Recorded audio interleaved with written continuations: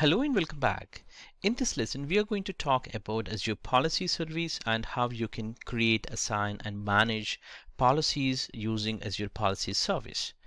The policies are set of different rules and effects over your resources, so your resources compliant with any corporate or a governmental standards. Let's say you have a different standard that must be followed as a regulatory compliance or a security or cost management. All that would be known automatically, can be set with the help of policies and their definitions, and that would be automatically configure, and so that you actually follow your service level agreements you may have with your internal or external customers or with your government standards or regulatories. And as your policy evaluates your resources for non-compliance and can potentially allow you to remediate any non-compliant resources in your environment based on the policy definitions that you create and apply it. Let's take one example to create a policy. Let's talk about in that way. See, you want to create a policy that will allow only a certain size of virtual machines in your environment, or maybe certain resources only to be allowed in a specific region or in a subscription. That all can be achieved with the Azure policies. That would be an example of internal compliance control that would help for cost savings purpose, or maybe perhaps your government control in a place. So which will require you to deploy resources in a certain geographical locations only. Let's see if you want to create any of the specific application is going to host that must be only created in a European region because of the different European Union policies that you must have to follow as a regulatory. So in such situations, Azure policies would help you a lot. Well, we can deploy these policies that can deny any of those resources from being deployed anywhere else, again with the right type of policy. Existing resources that are found to be non-compliant can be remediated or brought into compliance using remediation tasks that you can configure within your Azure policies. Let's jump into the Azure portal and have a look on it, how to configure this Azure policies. Let's go back to Security Center. That's where you can see the policies and compliance and they're effective. For example, you can see here if you're trying to set some kind of regulatory compliance for ISO standard 27001 or 27001 or PCI standards or Azure CIS standards. So these are the policies to be enabled and to be configured. But let's see, have a look on it. For example, if I just take one of the VM, what kind of policies it is required. For example, it is saying that disk encryption should be applied on a virtual machine, which is not done, so it is showing as an one error. So I should be able to configure this specific policy, and then it gets as the healthy. So this is a VM name, and so what I can do is I can simply go back and take you to the Azure portal within that a policy. So if I just go to the policies, so within Microsoft Azure Policy Service, this is where you can actually create and configure your policies. If you see here assignments, so these are the assignments which are already assigned for different subscriptions, and these are all your definitions that are coming as a pre-built-in definitions. If you just if I just expand this, you can see here different configurations are there. For example, we saw about encryption, so type as encryption. So this is the one, disk encryption should be applied on a virtual machine. So this is a policy which was applied. So within this policy you have, this is a JSON format file, and you can clearly see that this is specifically applying for the virtual machines, and post to that it is actually sending for the compliance information to the security specific to Security Center.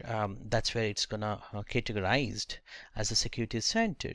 So this is how the policy will be there. So if you want to assign, you can click on assign, and then when you're trying to assign, you have multiple options starting from the management groups. So as we talked earlier, management groups are the top level where you can apply. So for example, if I start applying at the management group call under a root IT production. So if I choose here, optionally you can also choose any of the subscription also if you want, or you can filter directly from the management group layer.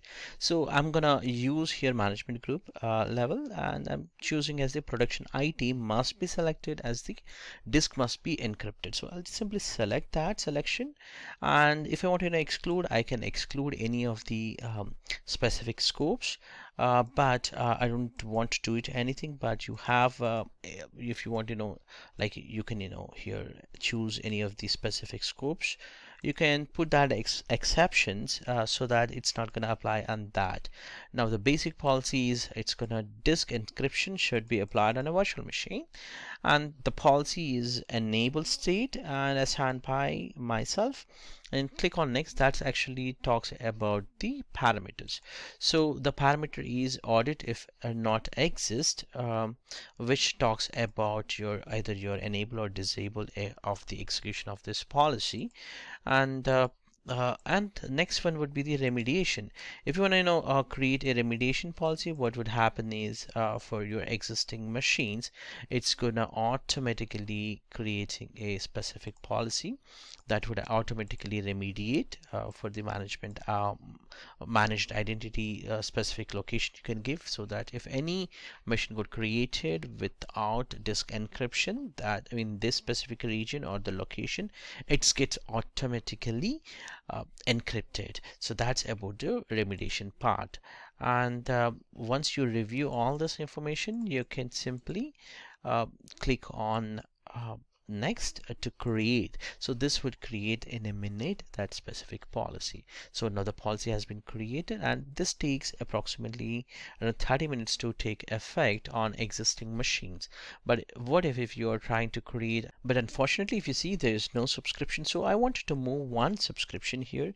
Example, I just wanted to move my LAN subscription to under IT. So I'll simply click on here from the move, which we learned in the previous lecture, how to move. So simply under production IT, I moved it. So what would happen now? This subscription is completely moved under my IT. Under production, it will come in at any point of time. And on top of it, see, I just got it here. And as the next step, what I'll be doing, let's create one more policy with the SKU specific, like SKU or to use a certain type of virtual machine sizes only to be used, so that we would be saving our cost.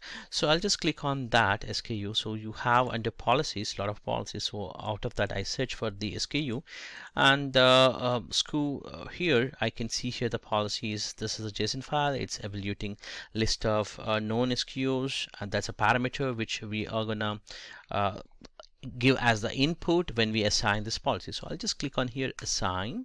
This would actually takes me with scope. So I'm going to apply. So I will be applying here under production IT. So that's where my subscriptions is there, and click OK. And exclusion, I don't want to apply any exclusions, and I can give here a description, a specific size of the SKU if I want. Otherwise just go to the next. So this is where the size of the SKU. So here different sizes you have of the VMs, but I wanted to only allow within that subscription anybody can create only D2, that's a standard D2 underscore V3, which is, I know that it's about the two vCPUs with 8 GB RAM. So I just wanted that only to be selected. So that has been selected. So I can review it and go back to the next step. So here remediate, if it is found as a different VM size, it's going to remediate. And the managed location is, this time I wanted to use for Westuse. So in this location only, he should be able to create, and it can be remediated if really needed. So that's the one of the regulatory maybe, or your organization standard. If you want to follow or you define, then you can use this as your policies to define that technically, and that can be configured and assign these definition of your policies by cloning or by creating them on your own. And all your users will follow that specific standard. So let's click on create. That's going to take a minute to create and assign that specific policy. So now it is assigned also. Now as a next step, if I just go back to my management groups, that is under IT, so under production, so you have the LEN as the LAN Azure is my subscription name, so under production ID. So I'm going to create under this subscription a VM. To do that, as you know that I have to go to my virtual machine. So I'll just go to virtual machine and I try to create a new virtual machine here. And I just fill the name and chosen my subscription as a LAN Azure, and I've taken my resource group and given the VM name, and location is West US. And this time I wanted to choose a VM sized maybe with 2012 R2 data center server example. And you see here it is actually coming to DS2 V3, which we enabled as a configuration. Let's try to change other one, like maybe I wanted to go for higher configuration. Let's say DS3_V2 configuration. What would happen? So if it found, it will actually tells that I shouldn't be using later point. Like, let me create here. I'm fast forwarding this entire basic fill ups other than the VM process, so you're sure that what we have done, just the VM creation process. So post to this, if I try to create the VM, this is where it's going to fail, as the different VM size what we have tried to choose here, instead of the D2S V3 we have taken as the specific to V2 VM. That's why it's going to fail.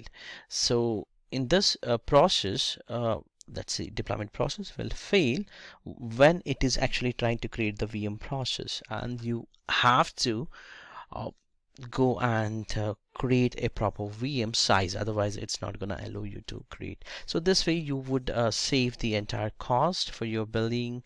And see here, it's actually failing the failed process because of the allowed VM size is completely different than what it is the SQIT. That makes easy for us to set a regulatory or specific standards at your management level or management group level or specific subscription level.